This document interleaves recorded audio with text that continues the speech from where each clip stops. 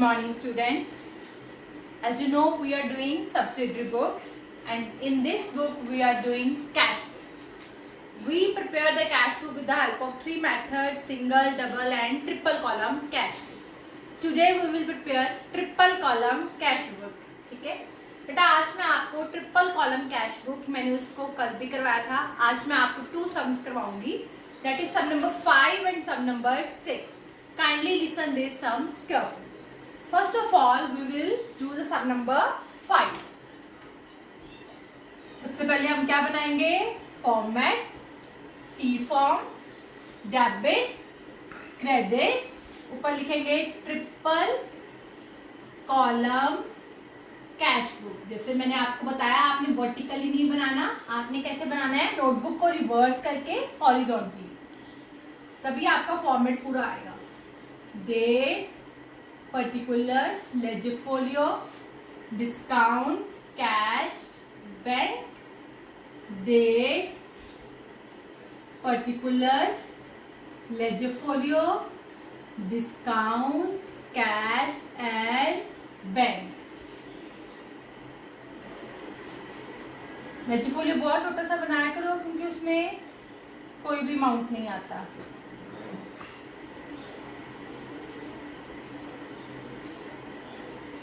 Discount, cash, bank.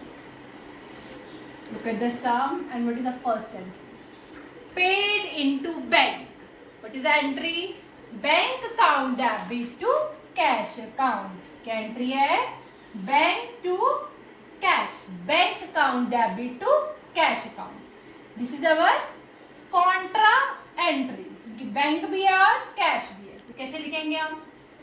जनवरी 1 यहां आ जाएगा to cash account, ledger folio में सी और अमाउंट किस में आ जाएगा? दैट इज 15,000 बैंक में.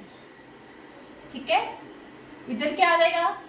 जनवरी 1 by bank account, ledger folio में सी, अमाउंट आ जाएगा कैश में 15,000. क्लियर है? ये कॉन्ट्रा एंट्री है. Next, withdraw for private use. आपने पैसे निकलवाए हैं किसके लिए? प्राइवेट यूज के लिए. What word you will use for private use? That is drawing. Through cheque निकलवाया है, कैसे निकलवाया आपको नहीं पता, तुम्हारी एंट्री आ जाएगी drawings account debit to cash account. आपको जर्नल एंट्री नहीं लिखनी, मैं आपको सिर्फ समझाने के लिए बता रही हूँ. Drawings to cash, to cash के ऑपोजिट बाय ड्रॉइंग. क्या आ जाएगा? Bye drawings account. अमाउंट किस में आएगा? कैश में. कितना है हमारे पास? 2,000. कैश में आ जाएगा 2,000. क्लियर है? नेक्स्ट क्या है हमारे पास? Withdraw from bank. बैंक से पैसा निकलवाया, पैसा आया, एंट्री आएगी cash account debit to bank account. Cash भी आ गया और बैंक भी आ गया. कौन सी एंट्री बन गई है हमारी? Contra entry. क्या लिखोगे? जनवरी 3 टू बैंक अकाउंट, अमाउंट किस में आएगा? कैश में. कितना अमाउंट? 6,000. अमाउंट कैश में. जनवरी 3 इधर क्या आएगा? By cash account, amount bank में 6,000. आपको जर्नल एंट्री नहीं करनी, but still if you want to do the journal entry तो आपको साइड पे या आपको रफ वर्क के पीछे करनी है, सब में शो नहीं करनी. Next, withdraw from bank for private use. आपने बैंक से पैसा निकलवाया है, बट किसके लिए? प्राइवेट यूज के लिए. निकलवाया कहां से है? बैंक से. प्राइवेट यूज के लिए वर्ड यूज होएगा ड्रॉइंग. बैंक से निकलवाया तो क्या आ जाएगा? To bank account. To bank के ऑपोजिट क्या आ गया? जनवरी 4 बाय ड्रॉइंग्स अकाउंट. तो अमाउंट किस में आ गया? बैंक में. कितना आ गया? 3,000. क्लियर है? Next, place N FD account at bank. FD होता है बेटा फिक्स डिपॉजिट. आप बैंक में एक एफडी करवा लेते हो कि मेरे को मतलब जस्ट लाइक एक टाइम पीरियड के लिए पैसे जमा करवा देते हो, उससे पहले आप पैसे नहीं निकलवा सकते. ठीक है, तो बैंक में आपने एफडी करवाई है, तो एफडी की एंट्री क्या हो जाएगी, FD account debit, fixed deposit account debit to bank account. आपका पैसा आपकी एफडी में चला गया, fixed deposit account debit to bank account. To bank के ऑपोजिट क्या आ जाएगा, by fixed deposit account, amount हमारा बैंक में कितना आ जाएगा 1000। आई होप ये आपको क्लियर हो गया हो। अब हम बैलेंस करते हैं, ठीक है। बैलेंस में मंथ की लास्ट डेट, अगर हम वीक का बना रहे हैं तो वीक की लास्ट डेट आएगी, कुछ नहीं लिखा तो मंथ की लास्ट डेट डालते हैं। बाय बैलेंस कैरी डाउन मैंने इधर इसलिए लिख दिया क्योंकि मुझे नजर आ रहा है कि हमारी कौन सी साइड कम है, ठीक है। देख लो आप, बैंक का वो साइड कम है, कैश की ये साइड कम है। देखो ध्यान से अब हम कैसे करेंगे। बैलेंस में इसको रब कर देती हूँ।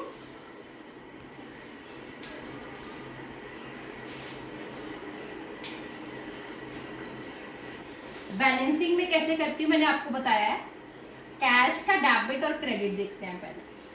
कैश का देखो डेबिट साइड कितना है 6000,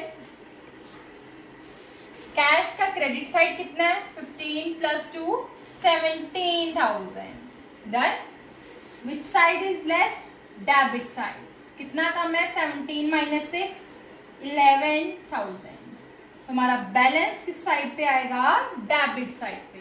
तो मैंने क्या लिखना है, लास्ट एंट्री डालनी है जनवरी 31 टू बैलेंस कैरी डाउन, कितना आ गया 11,000। क्लियर। नेक्स्ट अब हम निकालते हैं बैंक का। इसका टोटल कर लेते हैं पहले। टोटल सेम साइड पे लिखना,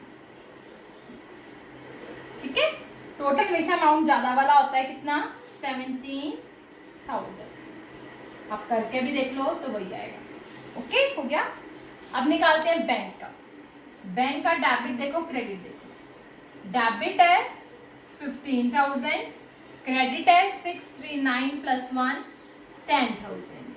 कौन सी साइड कम है हमारी, क्रेडिट साइड। कितने से कम है 5,000 से। तो बैलेंस 5,000 किस साइड आएगा, credit side. By balance carry down, यहाँ क्या लिख देना है 5,000। यहाँ टोटल कितना ज्यादा है 15,000, तो दोनों साइड पे कितना आ जाएगा 15,000। क्लियर। अब कैरी डाउन क्या बनता है, ब्रॉट डाउन। पर प्रॉब्लम ये है कैश का कैरी डाउन इधर है, बैंक का कैरी डाउन इधर है, तो ब्रॉट डाउन भी अलग अलग जगह पे आएगा। इसका कैरी डाउन इधर बनेगा ब्रॉट डाउन 1 फरवरी to balance brought down.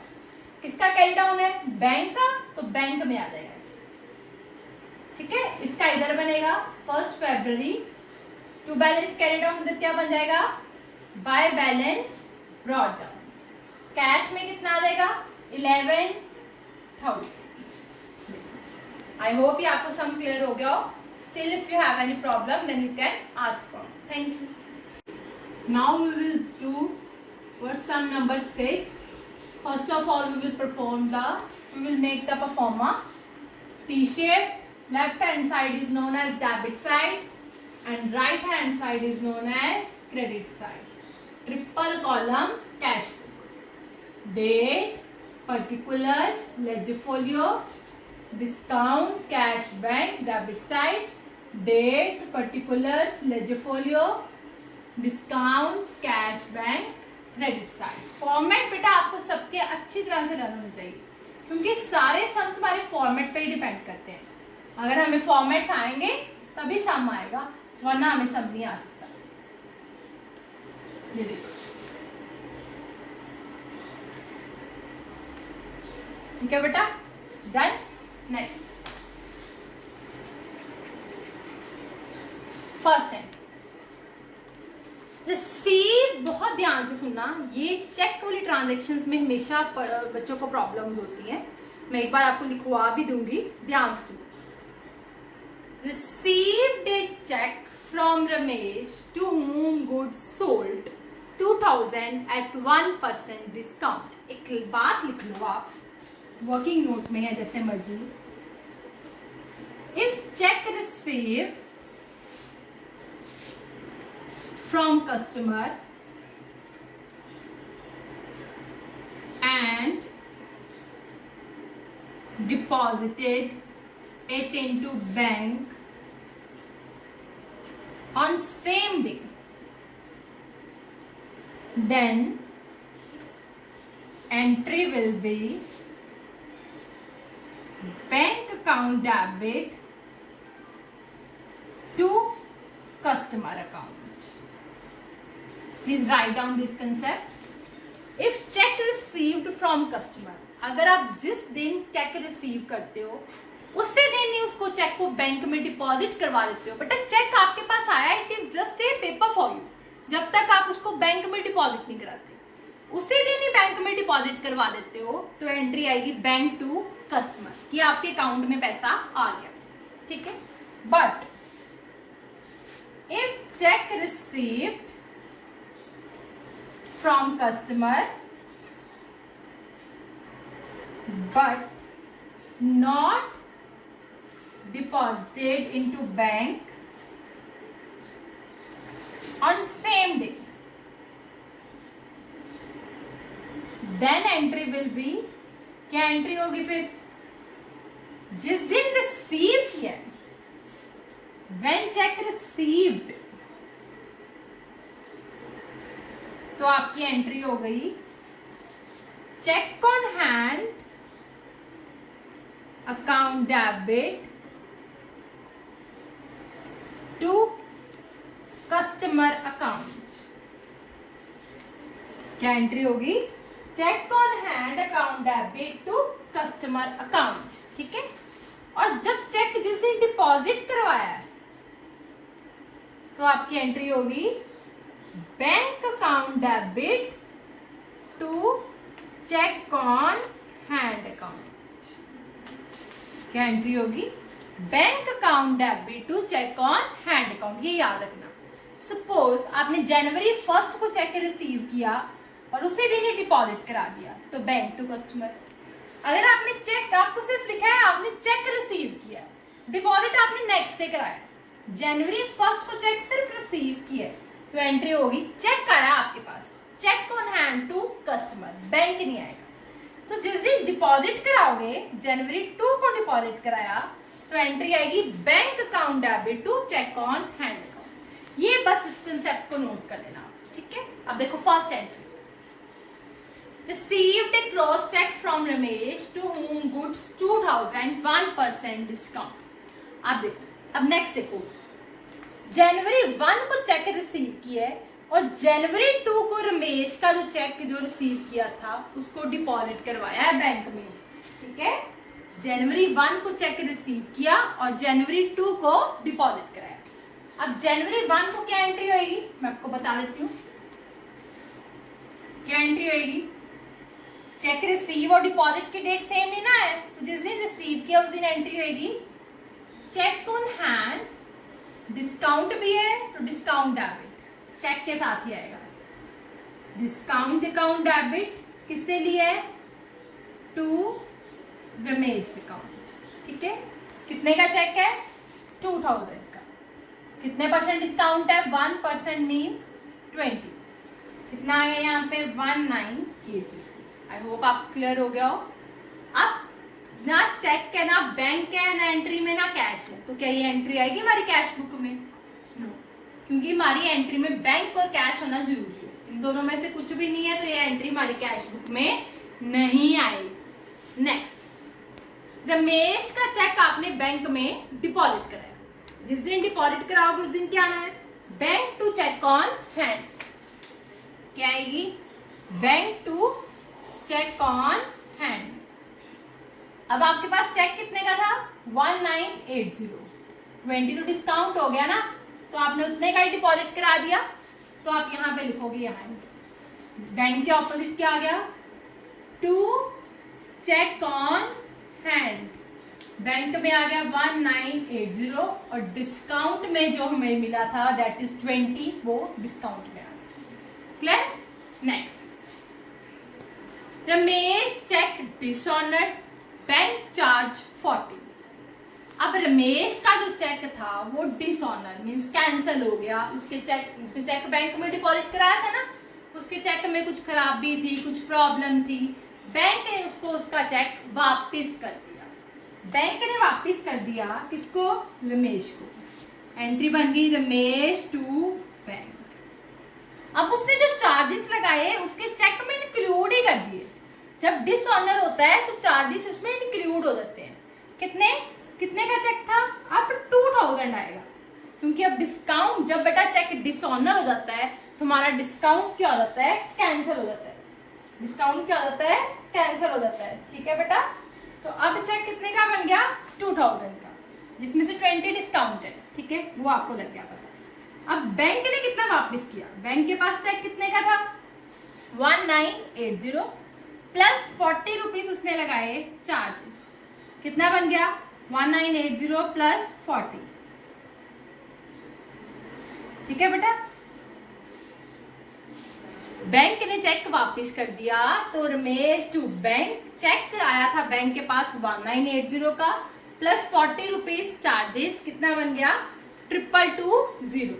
To bank के ऑपोजिट क्या आ गया? कौन सी एंट्री है? जनवरी 5 बाय रमेश अकाउंट। कितना आ गया? 2220। और डिस्काउंट भी कितना था? 20 का। ये साथ लिखना, क्योंकि जब चेक कैंसिल हो गया तो डिस्काउंट भी कैंसिल हो गया। अब मैंने रमेश से कितने पैसे लेने हैं? एक तरह के 2220 प्लस 20 डिस्काउंट, 2240। ये मैंने रमेश से लेना है।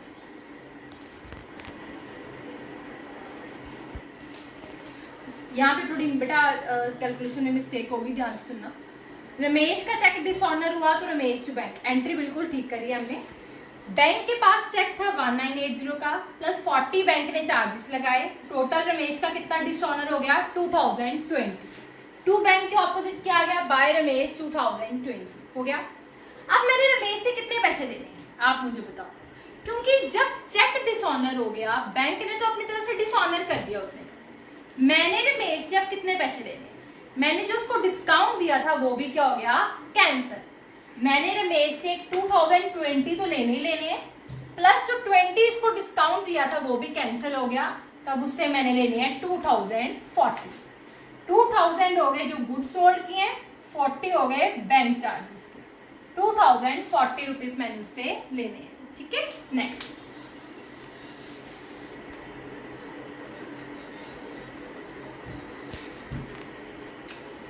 लास्ट एंट्री है Ramesh settled his account by means of cheque. अब रमेश ने चेक पे कर दिया। कितना चेक दिया रमेश ने आपको? 2100 का। आपने क्या किया? चेक रिसीव किया, क्योंकि आपने देखो स्टार्टिंग से उसको गुड सोल्ड किए थे तो चेक लेना ही था।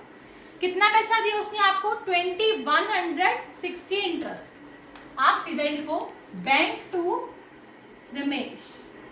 2100 उसने कैसे दे दिया? उसने आपने उसके ऊपर इंटरेस्ट भी लगाया कि तूने मुझे लेट पेमेंट करी है, अब 60 रुपीज इंटरेस्ट दे। उसने आपको देना था 2040 प्लस 60 लग गया इंटरेस्ट, तो कितनी पेमेंट करी? 2100। बुक में बेटा 8100 है, आप उसको ठीक कर लेना, 2100 आना है। यहाँ आ जाएगा टू रमेश, कितना आ गया? 2100। ठीक है बेटा, बैलेंस कर दे। कैश तो दोनों में नहीं है, नहीं आएगा।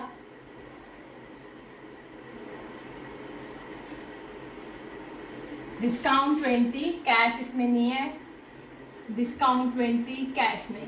ठीक है, बैंक कर लेते हैं टोटल। इसका देखो डेबिट और क्रेडिट का टोटल। डेबिट का कितना आया? प्लस करो 1980 प्लस 2100। 1980 प्लस 2100, 4080 डेबिट का आ गया। क्रेडिट का करते हैं 2020। Which side is less? Credit. कितना कम है? 2020। 2060। क्या लिखोगे at the end of the day? 31 January. By balance carry down. कितना कम है? 2060। ओके, अब कैरी डाउन नेक्स्ट मंथ का क्या बन जाएगा? Brought down. यहाँ लिख देना to balance brought down bank में 2060। I hope ये आपको क्लियर हो गया हो, but still if you have any problem then you can ask from me. Thank you.